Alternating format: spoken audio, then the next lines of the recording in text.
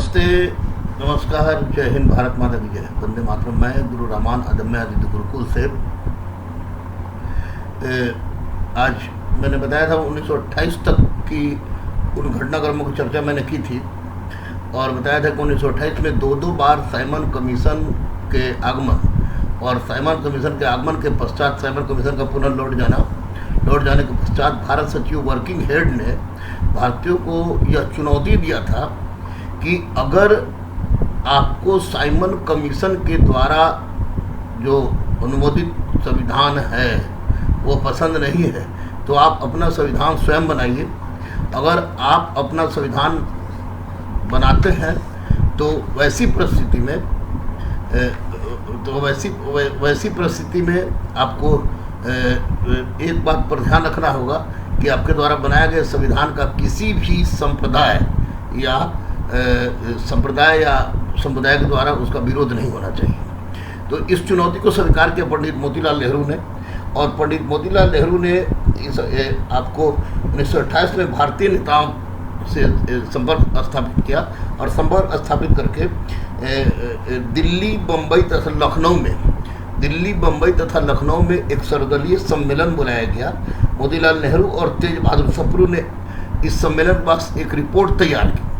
Report तैयार करने के पश्चात इस रिपोर्ट का नाम नेहरू रिपोर्ट रखा गया और इसे पारित करने के उद्देश्य 3 स्थानों पर सम्मेलन हुआ।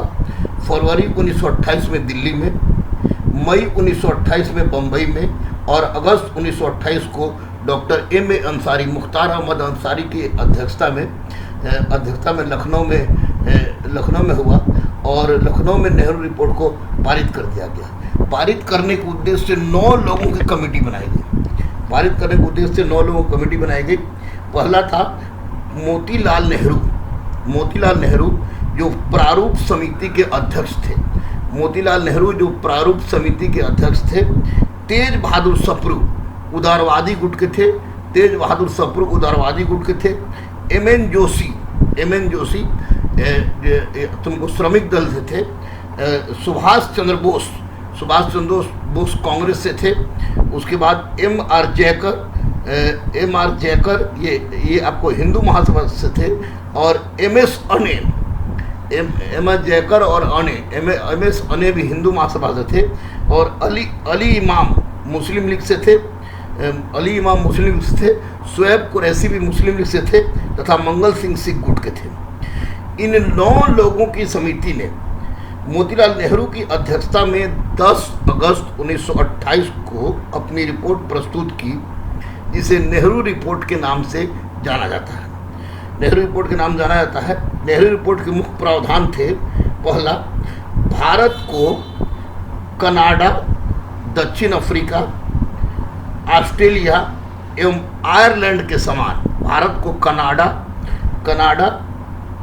दक्षिण अफ्रीका, ऑस्ट्रेलिया और आयरलैंड के समान स्वशासन मिलना चाहिए।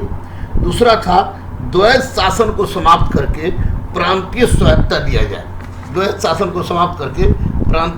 दिया जाए। तीसरा, इसी रिपोर्ट में पहली बार मौलिक अधिकार की चर्चा की गई।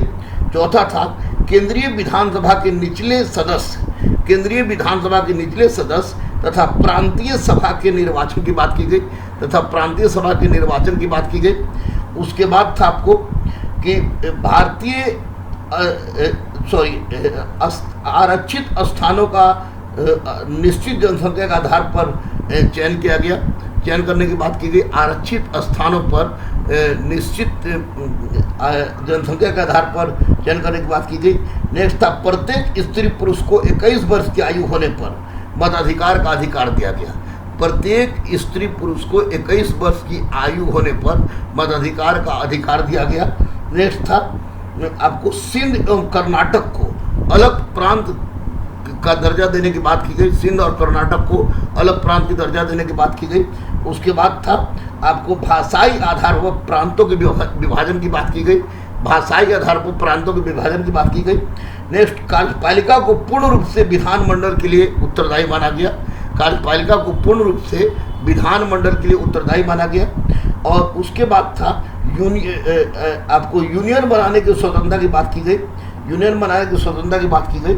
और नेक्स्ट था कि भारत में सर्वोच्च न्यायालय की स्थापना हो जो संसद के नियंत्रण में हो, जो संसद के नियंत्रण में हो। ये नेहरू रिपोर्ट के प्रावधान थे।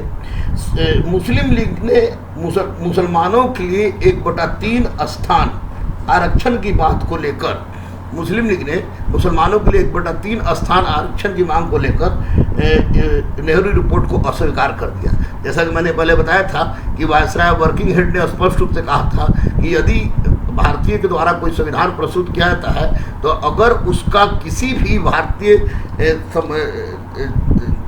संप्रदाय या समुदाय या दल के द्वारा विरोध किया जाता है तो उसे अस्वीकार कर दिया जाएगा। तो जैसे ही मुस्लिम लीग ने एक मुसलमानों के लिए 1/3 स्थान आरक्षण की बात को लेकर नेहरू रिपोर्ट को अस्वीकार किया और 14 सूत्री कार्यक्रम प्रस्तुत किए, जिसे नेहरू का 14 सूत्री कार्यक्रम के नाम से जाना जाता है, जो मार्च 1929 की घटना है। यानी जिन्ना का, सॉरी नेहरू का नहीं बोले थे, जिन्ना का 14 सूत्री कार्यक्रम मार्च 1929। उसमें पहला था प्रांतों को स्वायत्तता मिलनी चाहिए, पहला था प्रांतों को स्वायत्तता मिलनी चाहिए। दूसरा था भावी संविधान का स्वरूप संघात्मक हो, भावी संविधान का स्वरूप संघात्मक हो और अवशिष्ट शक्ति केंद्र के पास हो, अवशिष्ट शक्ति केंद्र के पास हो।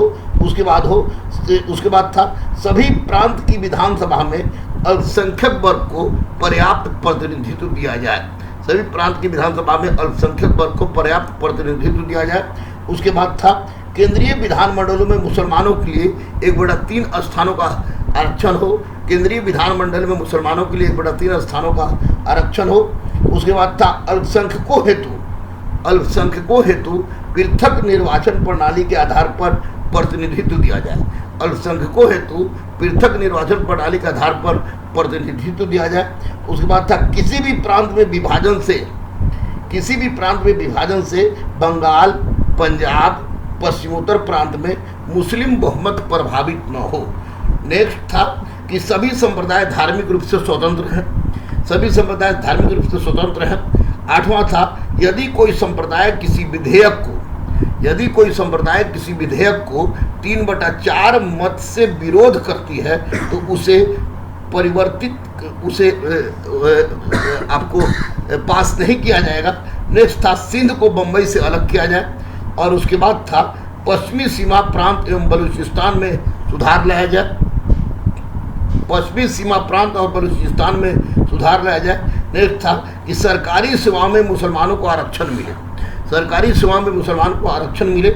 उसके बाद था मुस्लिमों को उनकी संस्कृति, शिक्षा, भाषा के संरक्षण का अधिकार दिया जाए।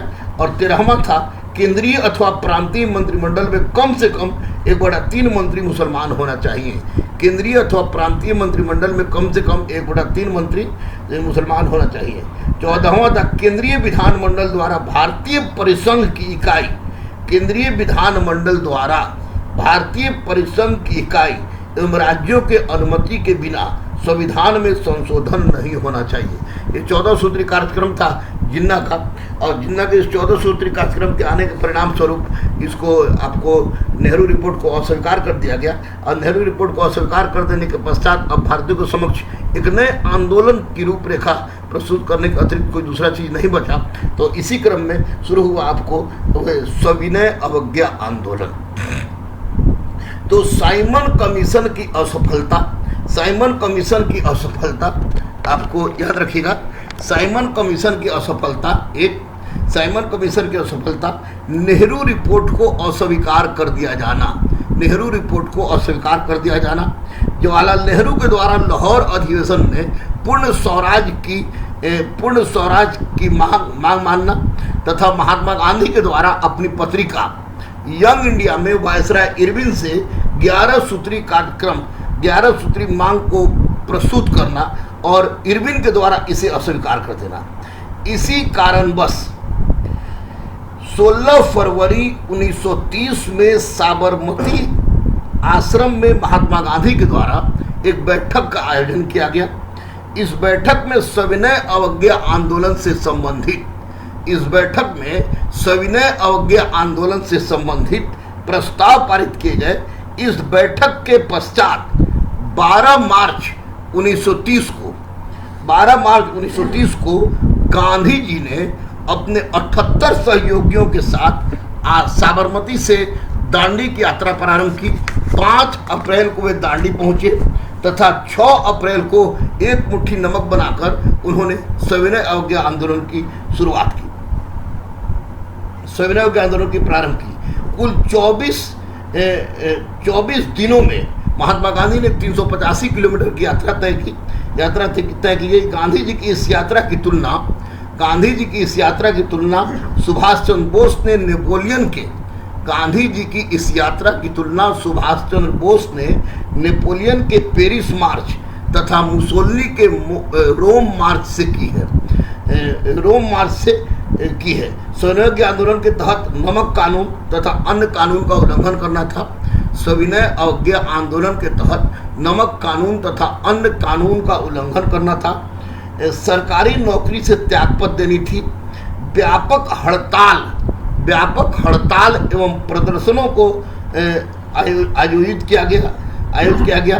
विदेशी वस्तुओं, संस्थानों, अदालत, वस्त्र, विद्यालय, महाविद्यालय एवं सरकारी समारोह के बहिष्कार की बात की गई। सविनय अवज्ञा आंदोलन के क्रम में ब्रिटिश सरकार के उन तमाम वस्तुओं को बहिष्कार करने की बात की गई। उत्तर पश्चिम सीमा प्रांत में सविनय अवज्ञा आंदोलन का नेतृत्व खान अब्दुल गफ्फार खान के द्वारा किया गया। उन्होंने खुदाई खिदमतगार नामक संगठन की स्थापना पेशावर के उत्मंजई गांव में किया। इस संगठन के सारे सदस्य लाल कुर्ती पहनते थे। इसी कारणवश इसे लाल कुर्ती संगठन के नाम से भी जाना जाता है। आंदोलन के क्रम में खान अब्दुल गफ्फार खान को फख्र अफगान की उपाधि दी गई। उत्तर पश्चिम सीमा प्रांत में ही रामचंद्र सिंह गढ़वाली नामक सैनिक के द्वारा पहली बार भारतीयों पर गोली चलाने से इनकार कर दिया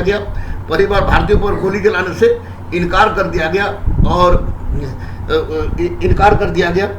दूसरी महत्वपूर्ण बात हुई कि पूर्वोत्तर क्षेत्र में नागालैंड एवं मिजोरम में यदुनाग के द्वारा जियारालंग नामक आंदोलन चलाया गया। यदुनाग को फांसी दे दी गई। तत्पश्चात मणिपुर में गिडालू ने आंदोलन का नेतृत्व संभाला। आज़ादी के बाद जवाहरलाल नेहरू ने गिडालू को रानी की उपाधि दी थी, इसीलिए इसको रानी गिडालू के नाम से जाना जाता है। आंदोलन का सबसे महत्वपूर्ण केंद्र बम्बई था, जैसे अभी कोरोना का सबसे महत्वपूर्ण केंद्र बम्बई बना हुआ है। आंदोलन का सबसे महत्वपूर्ण केंद्र बम्बई था। बम्बई में आंदोलन का केंद्र धरासना था। यहाँ पर 31 मई 1930 को सरोजनी नायडू, इमाम साहब, मणिलाल के नेतृत्व में क्या किया गया? आक्रमण किया गया। नमक कारखाने पर आक्रमण किया गया, जिसको दबाने के लिए ब्रिटिश सरकार ने अत्यंत ही दमनकारी नीति का अवलंबन किया, जिसकी चर्चा अमेरिकी पत्रकार जो न्यू फ्री मैन का संपादक भी था, वेब मिलर के द्वारा किया गया है। दक्षिण भारत में आंदोलन का नेतृत्व सी राजगोपालाचारी के द्वारा किया गया। इन्होंने त्रिचन्नापल्ली से वेदारण्य तक की यात्रा की। कर्नाटक में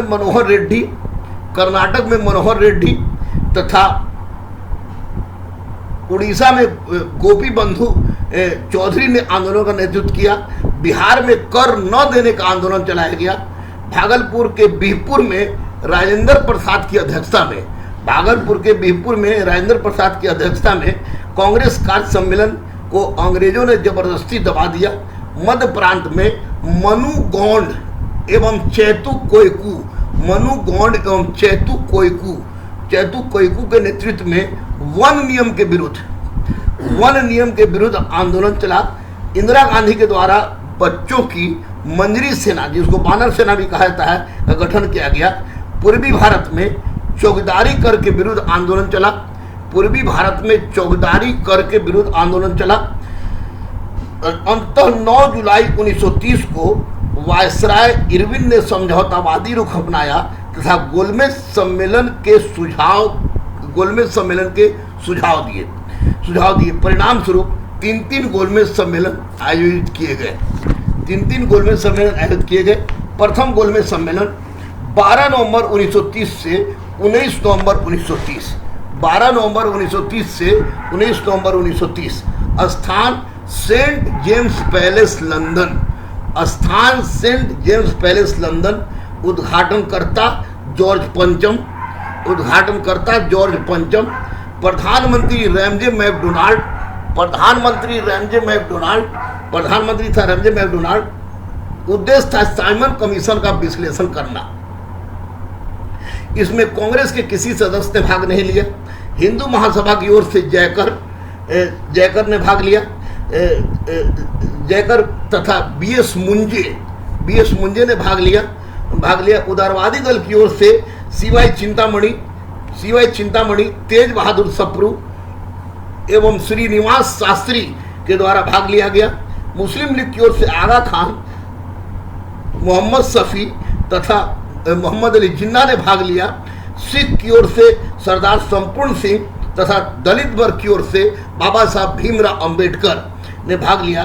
क्योंकि प्रथम गोलमेज सम्मेलन में कांग्रेस की ओर से कोई भी प्रतिनिधि शामिल नहीं हुआ था, इसी कारणवश यह सम्मेलन असफल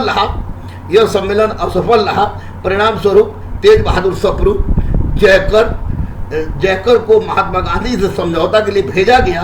फलतः 5 मार्च 1931 को दिल्ली में गांधी और इरविन के बीच एक समझौता हुआ, जिसे गांधी इरविन पैक्ट या दिल्ली समझौता के नाम से जाना जाता है। अब देखिए, इसमें मुख्य प्रावधान था पहला कि जिन राजनीतिक बंदियों पर हिंसा का आरोप है उनको छोड़कर बाकी सभी को रिहा कर दिया जाए। तो अब स्वाभाविक था कि हिंसा की बात महात्मा गांधी ने कहा था कि जिन राजनीतिक बंदियों पर हिंसा का आरोप है उनको छोड़कर बाकी सभी राजनीतिक बंदियों को रिहा कर दिया जाए। तो भगत सिंह, राजगुरु, सुखदेव, इन लोग पर ये केस चल रहा था और इन लोगों का नाम महात्मा गांधी ने नहीं लिया। परिणाम स्वरूप युवा वर्ग और वामपंथियों में जबरदस्त असंतोष का विकास हुआ। दूसरा था भारतीय समुद्र के किनारे नमक बना सकेंगे। तीसरा था भारतीय शराब तथा विदेशी कपड़ों की दुकान पर कानूनी सीमा के अंदर धरना देंगे। चौथा था जो लोग नौकरी छोड़ चुके हैं उन्हें वापस लेने में सरकार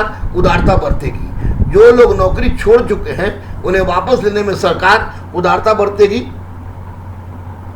पांचवा था कांग्रेस द्वितीय गोलमेज सम्मेलन में भाग लेगी। छठा था कांग्रेस सविनय अवज्ञा आंदोलन वापस ले लेगी। सुभाष चंद्र बोस ने गांधी इरविन समझौता का विरोध किया तथा गांधी जी को इसी समय उन्होंने बुझा हुआ तारा कहकर संबोधित किया था। जबकि वामपंथियों युवाओं ने भगत सिंह, राजगुरु, सुखदेव के मुद्दे पर इस समझौते का विरोध किया। मार्च 1931 में भारतीय राष्ट्रीय कांग्रेस का अधिवेशन कराची में सरदार वल्लभ भाई पटेल की अध्यक्षता में हुआ और इसी अधिवेशन में गांधी जी का विरोध किया गया और इसी समय महात्मा गांधी ने कहा था कि गांधी मर सकता है, गांधीवाद नहीं। द्वितीय गोलमेज सम्मेलन 7 सितंबर 1931 से 1 दिसंबर 1931, याद रखिएगा, 7 सितंबर 1931 से 1 दिसंबर 1931। स्थान Saint James palace London. Bharat मंत्री सैमुअल होर और प्रधानमंत्री रैमजे मैकडोनाल्ड। तत्कालीन वायसराय विलिंगटन। महात्मा गांधी SS राजपुताना नामक जहाज से लंदन गए। परंतु द्वितीय गोलमेज सम्मेलन में संघीय ढांचा, क्षेत्रीय मुद्दा और सांप्रदायिक पंचायत के प्रश्न पर सम्मेलन असफल हो गया। भारत लौटने पर गांधी ने कहा कि मैंने रोटी मांगी थी, बदले में पत्थर मिला। मैं खाली हाथ अवश्य लौटा हूं, परंतु देश की इज्जत पर बट्टा लगने नहीं दिया। भारत वापस आने पर गांधी जी ने सविनय अवज्ञा आंदोलन पुनः प्रारंभ कर दी। भारत आने पर महात्मा गांधी ने सविनय अवज्ञा आंदोलन पुनः प्रारंभ कर दी, जो 7 अप्रैल 1934 तक चला। इसी क्रम में महात्मा गांधी, जवाहरलाल नेहरू, खान अब्दुल गफ्फार खान गिरफ्तार कर लिए गए। कांग्रेस को अवैध घोषित किया गया। अक्टूबर 1934 से महात्मा गांधी कांग्रेस से पूरी तरह से अलग हो गए तथा हरिजनों के उत्थान में लग गए। अब था इसी बीच में देखिए सांप्रदायिक पंचायत, जिसको कम्युनल अवार्ड या रैमजे मैकडोनाल्ड अवार्ड के नाम से भी जाना जाता है। यह था 16 अगस्त 1932। 16 अगस्त 1932 इस पंचायत के तहत हरिजनों को हिंदुओं से अलग मानते हुए उनके लिए पृथक निर्वाचन व्यवस्था का प्रावधान किया गया। हरिजनों को हिंदुओं से अलग मानते हुए उनके लिए पृथक निर्वाचन प्रणाली का प्रावधान किया गया, जिसका अंबेडकर के द्वारा समर्थन किया गया। इस समय महात्मा गांधी पूना के यरबदा जेल में थे। उन्होंने स्पष्ट रूप से घोषणा किया कि दलित वर्ग के प्रतिनिधित्व का चुनाव वयस्क मताधिकार के आधार पर निर्वाचक मंडल के माध्यम से होना चाहिए। 20 सितंबर 1932 को उपवास एवं प्रार्थना दिवस के रूप में मनाया गया। देश के मंदिरों एवं कुओं को हरिजनों के लिए खोल दिया गया। महात्मा गांधी के उपवास के 5वें दिन 26 सितंबर 1932 को महामना पंडित मदन मोहन मालवीय, डॉक्टर राजेंद्र प्रसाद, पुरुषोत्तम दास टंडन तथा सी राजगोपालचारी के विशेष प्रयास से महात्मा गांधी और बाबा साहब भीमराव अंबेडकर के बीच में पूना समझौता हुआ। यानी कि 26 सितंबर 1932 पूना समझौता। कब? 26 सितंबर 1932 पूना समझौता। इस समझौता के तहत दलित वर्गों के पृथक निर्वाचन मंडल को समाप्त कर दिया गया, परंतु प्रांतीय विधान मंडलों में दलित वर्गों के लिए सुरक्षित स्थानों को 71 से बढ़ाकर 147 कर दिया गया। केंद्रीय विधान मंडलों में हरिजनों के लिए सुरक्षित सीटों की संख्या में 28% की वृद्धि की गई तथा यह कहा गया कि दलितों को जाति के आधार पर आरक्षण न देकर उनकी संख्या के आधार पर आरक्षण दिया जाएगा। तब आया तीसरा गोलमेज सम्मेलन 7 नवंबर से 24 दिसंबर 1932। 7 नवंबर से 24 दिसंबर 1932। स्थान सेंट जेम्स पैलेस। भारत सचिव सैमुअल होर। इसमें कांग्रेस के किसी प्रतिनिधि ने भाग नहीं लिया। 24 सितंबर 1932 को सम्मेलन की समाप्ति पर श्वेत पत्र जारी किया गया। इसी श्वेत पत्र पर विचार करने के लिए तुमको लिनलिथगो की अध्यक्षता में ब्रिटिश संसद की संयुक्त समिति गठित की गई। 22 नवंबर 1934 को रिपोर्ट प्रस्तुत हुआ। 3 अगस्त 1935 को ब्रिटिश सम्राट ने इस पर अपनी सहमति दे दी। यही विधेयक 1935 के भारत शासन अधिनियम के नाम से जाना गया। 1935 में मैंने बताया था कि 1935 के भारत शासन अधिनियम के तहत संघीय न्यायालय की बात की गई, संघीय बैंक की बात की गई, बर्मा को भारत से अलग करने की बात की गई, सिंध और बम्बई को अलग प्रांत देने की बात की गई, उड़ीसा को भारत से अलग करने की बात, बर्मा को भारत से अलग करने की बात की गई। साथ ही साथ प्रांतीय स्वायत्तता की बात की गई, जो कि एक महत्वपूर्ण प्रावधान था। इसकी चर्चा मैंने अधिनियम के क्रम में कर दी है। तब 1936 में आप देखिएगा, 1936 का वर्ष इसलिए महत्वपूर्ण है कि 1936 में स्वामी सहजानंद सरस्वती की अध्यक्षता में लखनऊ में अखिल भारतीय किसान सम्मेलन का आयोजन हुआ। अखिल भारतीय किसान सम्मेलन का आयोजन हुआ 1936 में। 1936 में अखिल भारतीय किसान सम्मेलन का आयोजन किया गया 1936 में। अब आता है आपको सीधे 1937। 1937 में हुआ था भारत में प्रथम आम चुनाव, यानी 1935 के भारत शासन अधिनियम के तहत 1937 में भारत में प्रथम आम चुनाव हुआ। प्रथम आम चुनाव हुआ। इस समय भारत में कुल 11 प्रांत थे। भारत को 13 निर्वाचक मंडल में बांटा गया। 11 प्रांतों में चुनाव हुए। कुल 1585 विधानसभा सीट के लिए चुनाव हुआ। इस चुनाव में पंजाब में सिकंदर हयात खान की यूनियनिस्ट पार्टी ने मुस्लिम लीग के साथ मिलकर सरकार बनाया, जबकि बंगाल में फजलुल हक की कृषक प्रजा पार्टी ने मुस्लिम लीग के साथ मिलकर सरकार बनाया। 11 प्रांतों में 5 प्रांतों जैसे मद्रास, बिहार, उड़ीसा, उड़ीसा, मध्य प्रांत और संयुक्त प्रांत। क्या मैंने बोला? मद्रास, बिहार, उड़ीसा, मध्य प्रांत और संयुक्त प्रांत में कांग्रेस को पूर्ण बहुमत की सरकार प्राप्त हुई। पूर्ण बहुमत मिला। बंबई में लगभग पूर्ण बहुमत के समान बहुमत मिली।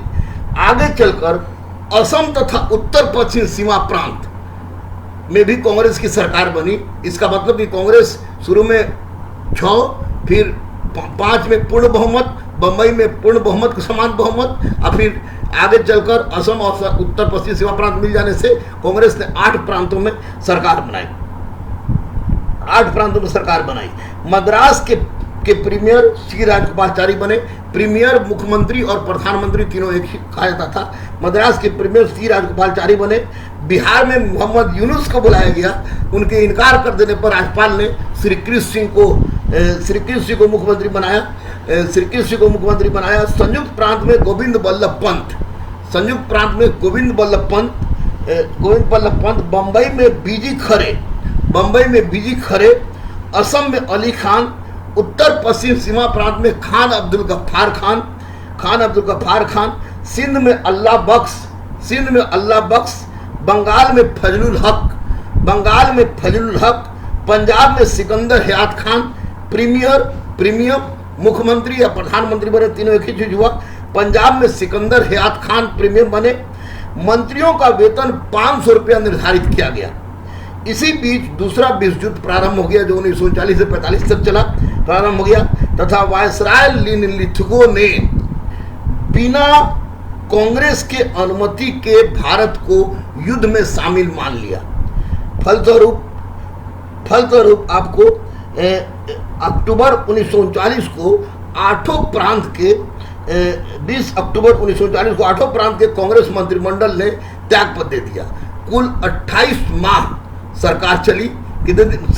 28 माह सरकार चली और 22 दिसंबर 1939 को मोहम्मद अली जिन्ना ने मुक्ति दिवस, जबकि बाबा साहब भीमराव अंबेडकर ने धन्यवाद प्रस्ताव पारित किया, और इस तरह जो प्रथम आम चुनाव 1937 में हुआ था उसका इतिश्री भव हो गया। उसके बाद हमने डिस्कस किया था लिथगो प्रस्ताव, अगस्त प्रस्ताव जिसको 8 अगस्त 1940 जिसको दिवाली घोषणा पत्र के नाम से भी जाना जाता है। द्वितीय विश्व युद्ध में भारतीयों को शामिल करने के उद्देश्य से 8 अगस्त 1940 को तत्कालीन वायसराय लॉर्ड लिथगो ने अगस्त प्रस्ताव प्रस्तुत किया, जिसमें निम्न प्रावधान थे। पहला था, युद्ध के पश्चात एक प्रतिनिधिमूलक संविधान निर्मात्री संगठन की स्थापना की जाएगी। युद्ध के पश्चात एक प्रतिनिधिमूलक संविधान निर्मात्री संगठन की स्थापना की जाएगी। दूसरा था, वर्तमान में वायसराय की कार्यकारिणी परिषद में भारतीय सदस्यों की संख्या बढ़ा दी जाएगी। वर्तमान में वायसराय की कार्यकारिणी परिषद में भारतीय सदस्यों की संख्या बढ़ा दी जाएगी। तीसरा था एक युद्ध सलाहकार परिषद गठित किया जाएगा, एक युद्ध सलाहकार परिषद गठित किया जाएगा। चौथा था भारत का शासन किसी भी ऐसे वर्ग को नहीं सौंपा जाएगा जिसका विरोध भारत का कोई शक्तिशाली एवं प्रभावशाली वर्ग कर रहा हो। यानी भारत का शासन किसी भी ऐसे वर्ग को नहीं सौंपा जाएगा जिसका विरोध भारत का कोई शक्तिशाली एवं प्रभावशाली वर्ग कर रहा हो।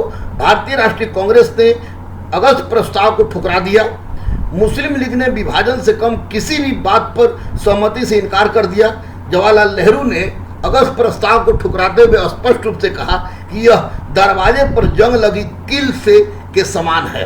यानी 1940 का अगस्त प्रस्ताव समाप्त हुआ और अब कल हम 1940 से लेकर 1947 तक और उसके बाद 1947 से लेकर आगे हम घटना की चर्चा करेंगे।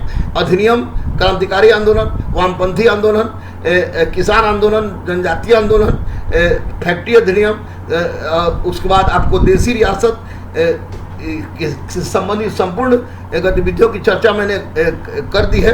सुभाष चंद्र बोस बचे हैं तो सुभाष चंद्र बोस की भी हम लोग चर्चा करेंगे। कल ही हो सकता है उसका चर्चा हो, कल 40 से लेकर आगे तक हम बढ़ेंगे। तो एक महत्वपूर्ण बात आपको हम बता दें कि 4 मई से 3 घंटे का 4 मई से 3 घंटे का रेगुलर क्लास, यानी कि एक मैं होगा, एक साइंस होगा, एक ये पॉलिटी होगा या इकोनॉमिक्स होगा, 3 घंटे का रेगुलर क्लास ऑनलाइन, पूरी तरह से विधिवत ऑनलाइन संचालित की जाएगी। 4 मई से होगी। अब देखिए 4 मई तक क्या परिस्थिति होती है।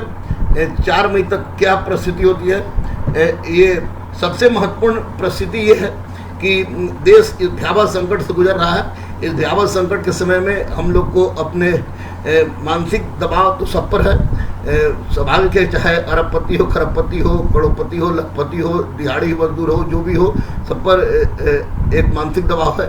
सरकार पर मानसिक दबाव है, राज्य सरकार हो, केंद्र सरकार हो, सब पर मानसिक दबाव है। उन बच्चों के कारण गार्जियनों पर बहुत मानसिक दबाव है जिनके बच्चे कहीं ना कहीं फंसे हुए हैं, जो कहीं ना कहीं लोग फंसे हुए हैं।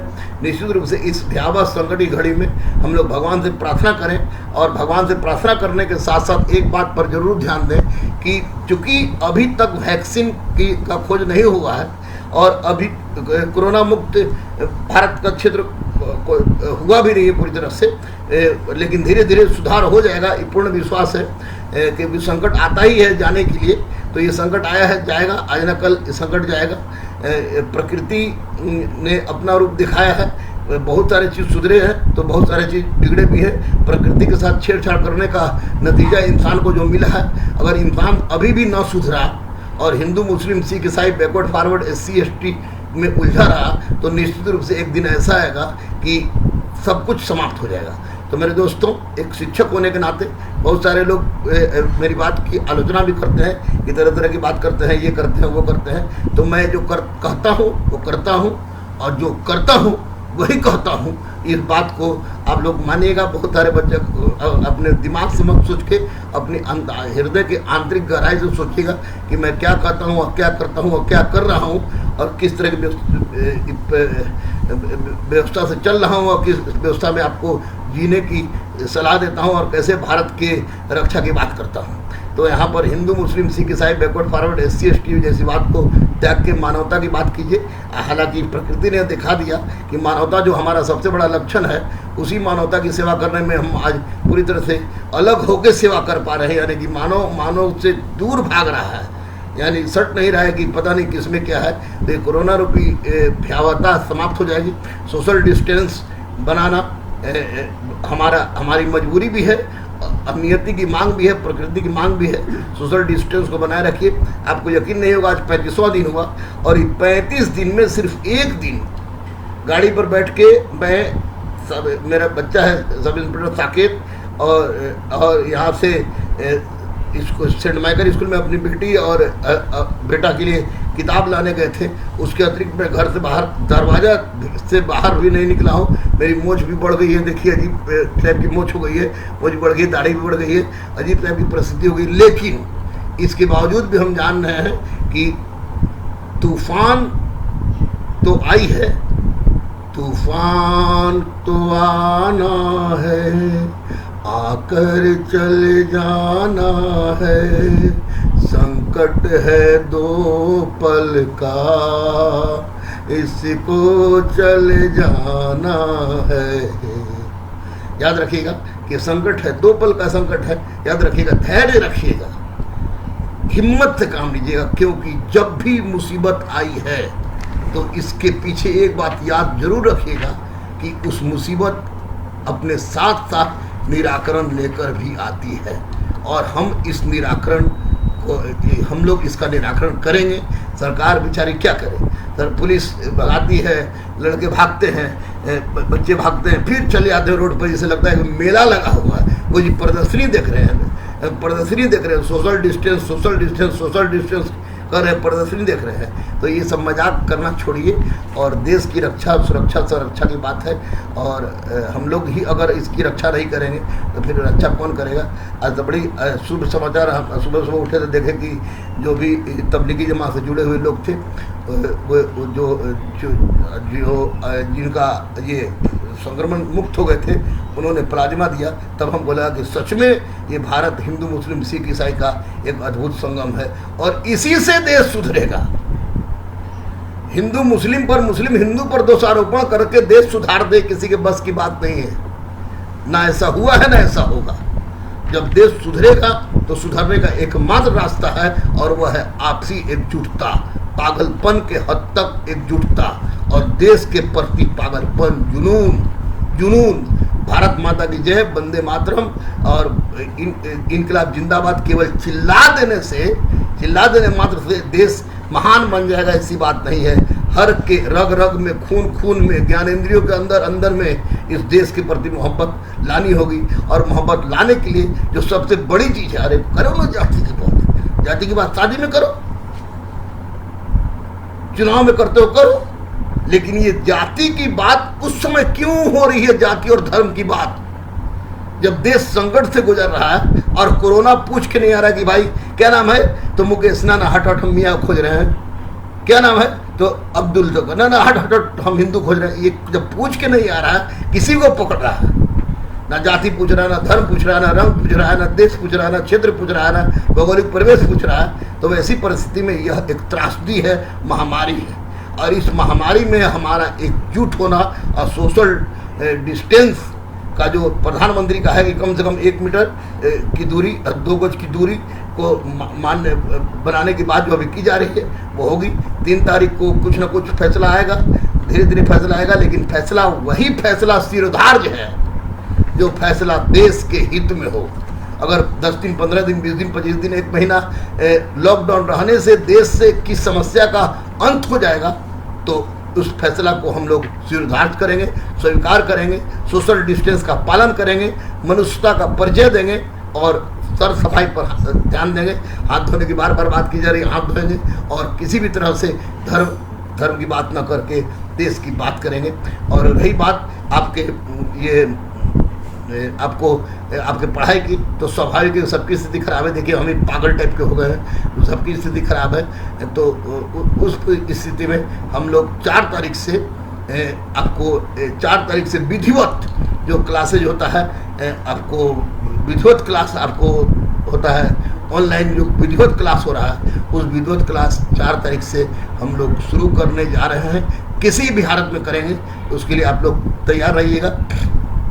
और दूसरी सबसे महत्वपूर्ण बात यह है कि जिन लोगों ने Rahman's M civil service YouTube channel subscribe नहीं किया है, Rahman's M civil service YouTube channel subscribe नहीं किया है, उस Rahman's M civil service YouTube channel को सब्सक्राइब कर लीजिए, क्योंकि उसी में सारा चीज़ डाला जा रहा है। अभी हिस्ट्री, पॉलिटी, साइंस की चीज़ डाले जा रहे हैं। कुछ बच्चों ने कहा कि इकोनॉमी से संबंधित भारतीय इकोनॉमी और इंडस्ट्री से संबंधित कुछ बात हो, तो अगर इससे मैंने बात की तो अगर जी तैयार हैं तो हम लोग तैयार हैं। हिस्ट्री जो सारा चीज़ करेंगे और धीरे धीरे समस्या दूर होगी, और समस्या दूर होगी तो रूबरू होकर हम लोग क्लास शुरू करेंगे।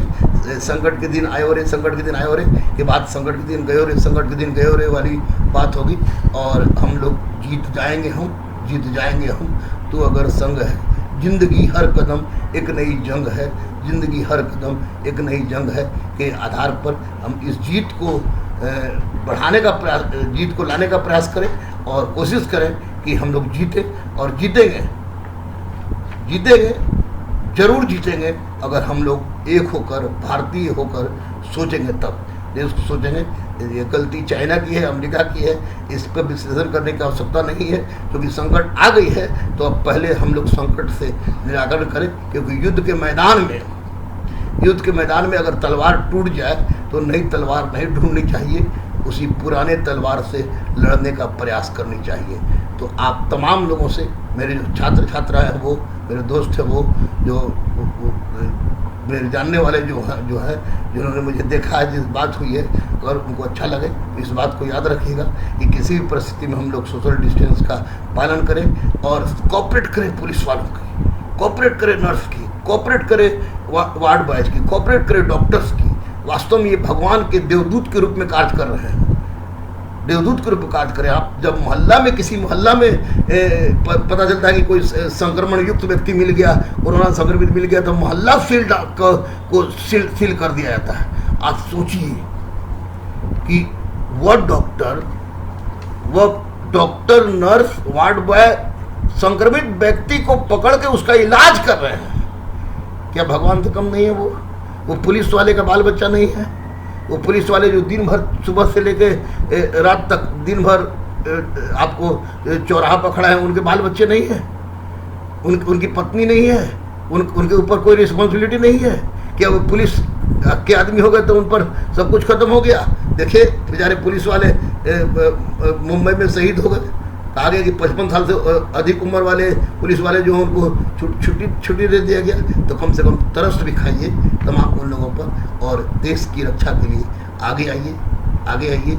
यह युद्ध से कम नहीं है, और युद्ध में हम लोग सेना से कम नहीं है। और सोशल डिस्टेंस का पालन कीजिए, देश को बचाइए, देश बचेगा, बचेगा हम जब साथ मिलकर लड़ेंगे तब, साथ मिलकर लड़ेंगे तब। नेताओं पर मत जाइएगा, वे जाति की बात कर सकते हैं, वे संप्रदाय की बात कर सकते हैं, वे हिंदू मुस्लिम की बात कर सकते हैं। हमारे साथ बहुत सारे नेता भी जुटे हुए हैं, हो सकता है उनको बुरा लगे, कोई फर्क नहीं पड़ता है, लेकिन याद रखिएगा कुछ नहीं होता है। अगर धर्म के आधार पर कुछ होता तो मेरे घर में तो साला अखंड हिंदुस्तान बसता है, लेकिन फिर भी एक खूबसूरत माहौल है, कुछ नहीं होता है। इंसान से बड़ा कुछ नहीं है, और ईश्वर ने सबसे पहले इंसान बनाया है, जाति और धर्म हमने बनाया है। और इंसान का मतलब होता है टू सर्व द पीपुल। मैं उस प्रभु का सेवक हूँ जिसे अज्ञानी लोग मनुष्य समझते हैं। कि वो धारणा को आप मान के आगे बढ़िएगा, हम कामयाब होंगे, हम होंगे कामयाब, हम होंगे कामयाब एक दिन, हम होंगे कामयाब एक दिन। और ये इसके साथ एक बात फिर से याद दिलाते हैं कि 4 मई से ऑनलाइन क्लास, विधिवत ऑनलाइन क्लास, 1-1 घंटे का अलग अलग टीचर का विधिवत ऑनलाइन क्लास प्रारंभ हो जाएगा। और उसके पहले आप लोग Rahman M civil service subscribe कर लीजिए, फ़ायदा होगा। इससे हमको क्या फ़ायदा होगा? आप लोग सोचते हो कि पैसा कमाएगा तो क्या कमाएगा, 50,000 लाख तो हम ऐसी डेली छोड़ देते हैं, संसार में उससे कोई मतलब नहीं है हमको। लेकिन आप पढ़ें, क्योंकि पढ़ा लिखा व्यक्ति ही कुछ परिवर्तन लाने में महत्वपूर्ण भूमिका निभा सकता है। हम आपके थे, आपके हैं, आपके रहेंगे। गुरुकुल आप लोग का था, आप लोग का है, आप लोग का रहेगा। ये मुल्क हमारा था, हमारा है, हमारा रहेगा। अब मुल्क के लिए जीना मरना हम लोग की नियति थी, नियति है, वो नियति रहेगा। कीप डिस्टेंस, मेंटेन, इस बात को याद रखिएगा कि कीप सोशल डिस्टेंस। इस मुसीबत से छुटकारा मिलेगी और हम लोग कामयाब होंगे। Rahman M civil service YouTube channel subscribe करेंगे। 4 तारीख से आपको ऑनलाइन क्लास विधिवत अलग अलग टीचर का प्रारंभ हो जाएगा। उसके पहले आप लोग इसको सब्सक्राइब कर लीजिए और ज़्यादा से ज़्यादा सोशल डिस्टेंस का पालन कीजिए, क्योंकि यही उसका अभी एकमात्र कोरोना का वैक्सीन है। और देखिएगा, मैं कह रहा हूँ और मैं माथा पर लिखता हूँ ना तो नौकरी लगती है, तो एक बात याद रखिएगा, 9 तारीख के बाद, 9 मई के बाद कोरोना के दर में गिरावट आएगी और 20 तक भारत कोरोना मुक्त हो जाएगा। 20 मई तक भारत कोरोना मुक्त हो जाएगा इंशाअल्लाह ताला। ओम भुजस, ये जो मैं कह रहा हूँ उसको यकीन से दिमाग में रखिएगा कि सब कुछ ठीक हो जाएगा। बड़ी बहुत मुसीबत आया है, ये तो हम लोग ज़िंदगी में पहली बार मुसीबत आया था, हम लोग अलबला गए हैं। लेकिन बहुत सारा देश तो है कि मुसीबतें पर रहता है, तो स्वाभाविक है कि इस मुसीबत से हम लोग बचने का एक शानदार उपाय अपना ढूंढें, सोशल डिस्टेंस बनाएं, पढ़ाई जारी रखें। तमाम सब इंस्पेक्टर के छात्रों और इन्फोर्समेंट सब इंस्पेक्टर के छात्रों, बीपीएससी के छात्रों जो मुख्य परीक्षा देने जा रहे हैं, और यूपीएससी जो मई में 31 मई को है, अब देखिए उसका डेट का क्या हो रहा है, वो तमाम लोग से है कि आप पढ़िएगा, क्योंकि पढ़ाई का कोई विकल्प नहीं है। और शॉर्टकट रास्ता हमेशा गलत दिशा की ओर ले जाता है। पढ़िएगा पढ़िएगा पढ़िएगा, सफलता का एकमात्र मंत्र है पढ़ाई पढ़ाई पढ़ाई। संकट की घड़ी आई है, गुजर जाएगी, संकट की घड़ी आई है, गुजर जाएगी। लेते हैं ब्रेक, मिलते हैं फिर कल 1940 से लेकर 1950 तक की घटनाओं के साथ। मैं गुरु रहमान, अदम्य अतिथि गुरुकुल से, कैमरामैन जो भी आप लोग देख रहे हैं या देखेंगे उसके साथ। जय हिंद, जय भारत, भारत माता की जय, वंदे मातरम। सोशल डिस्टेंस को बनाए रखिएगा, रहमान एम सिविल सर्विस को सब्सक्राइब कीजिएगा, और 4 मई से आप लोग को का ऑनलाइन क्लास विधिवत अलग अलग टीचर का प्रारंभ हो जाएगा। तब तक के लिए जय हिंद, जय भारत, भारत माता की जय, वंदे मातरम।